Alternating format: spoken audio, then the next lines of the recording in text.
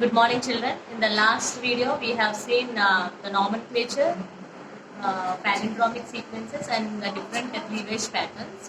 In this video, we are going to see the formation of recombinant DNA by the action of restriction endonuclease enzyme EcoR1, which is isolated from Escherichia coli.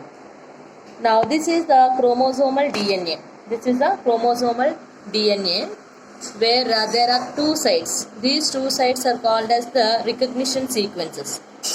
So, these two recognition sequences are palindromic sequences. I already told you what are palindromic sequences. That is, when it is read in both directions, if it is same, then it is called as palindromic sequences. For example, GAATTC. In the same way, if we read from this direction also, it is GAATTC. So, such sequences are called as the palindromic sequences. So, each restriction enzyme will recognize these palindromic sequences, and then they begin to cut. These are the cleavage sites. These are the cleavage sites at which the restriction enzyme will begin to cut the two strands. As these two cuts are not opposite, their positions are different, and hence such a cut we call it as the staggered cut. As a result, we get the ends with cohesive.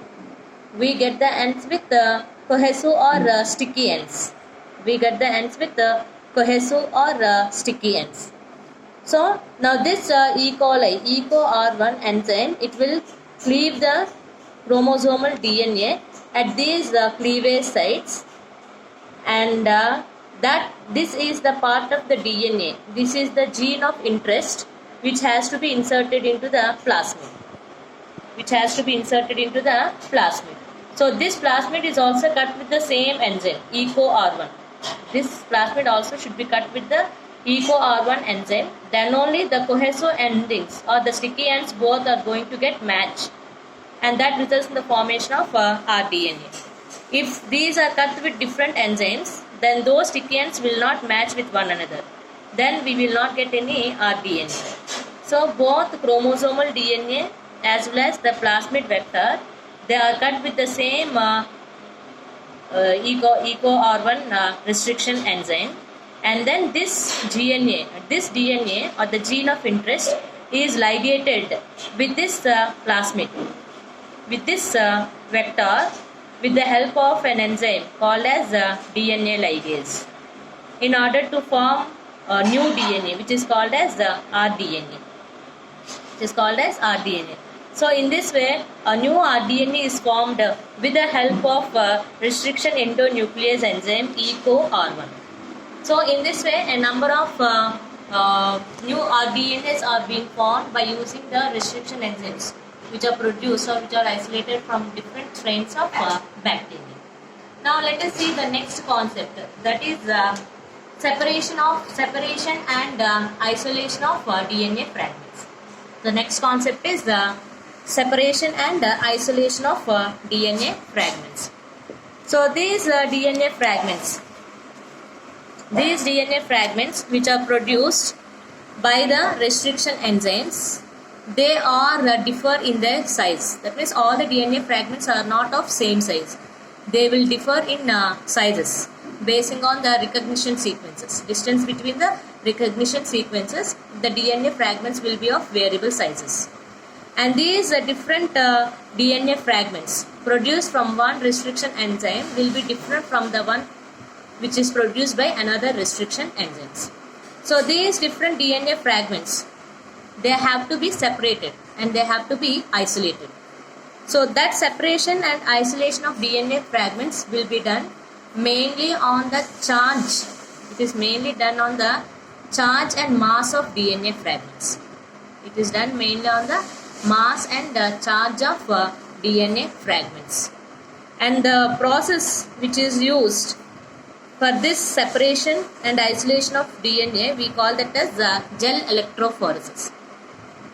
The method which is used for the separation of these DNA fragments, we call it as gel electrophoresis. So this gel electrophoresis It is mainly based on the concept of charges of DNA. It is mainly based on the concept of charges of DNA. Now DNA is negatively charged. Why? Because of the presence of phosphate, PO4 minus, in the sugar phosphate backbone. The DNA fragments are negatively charged.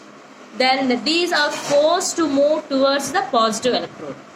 These are forced to move towards the positive electrode, and thereby they are going to separate these DNA fragments. So now let us see how that process is done. So this we call it as the gel electrophoresis slab, where this is containing a mixture of agarose gel. This is called as the agarose gel, which is made from agarose, which is taken from red algae. That is taken from red algae. And now here small wells are made. Small wells are made here in this agarose gel slab. And then the DNA solutions of different DNA fragments are put into these wells. DNA solutions of different fragments, different sizes of DNA fragments are put into these wells. And then here a positive electrode is placed here. A positive electrode is placed here. Now these DNA molecules are negatively charged. These DNA molecules, DNA fragments are negatively charged. So they begin to move from the negative electrode towards the positive electrode. They begin to move from the negative electrode towards the positive electrode because DNA fragments are all negatively charged. So this movement of these DNA fragments, it depends upon the size and depends upon the mass of the DNA fragments. The smaller fragments will move faster than the larger fragments. The smaller fragments, they will move with the great speed, with high speed, whereas the larger fragments will move with the low speed. So these smaller fragments, they move with the greater speed, whereas the larger fragments will be close to the wells. So in this way, from each well we are going to get a line of different lanes of our DNA fragments will be produced, which appear as bands on these agarose slab. On these agarose slab, these different DNA fragments will appear in the form of bands. So in this way, the DNA fragments, they can be separated from one another basing on the size. So these are of high molecular weight.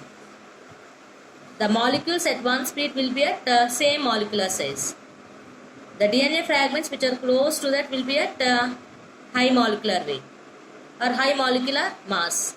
Whereas those who are moving away from this, the smaller, all these will be at same molecular size. Understand? So in this way, these different bands are formed on the agarose gel slab. Now these different are not visible. These DNA fragments are not visible. So it has to be, some dye has to be put into this, which is called as ethidium bromide. So that dye we call it as ethidium bromide. So when it is mixed with ethidium bromide, a dye, and then it is illuminated with UV light. UV light is ultraviolet rays. It has to be illuminated with ultraviolet rays. Then these appear as bright orange in color. These different fragments, DNA fragments, will appear bright orange in color. Then these different bands, they are removed from this gel. The different DNA fragment bands are removed from this gel, and then it is purified. Those DNA fragments are purified.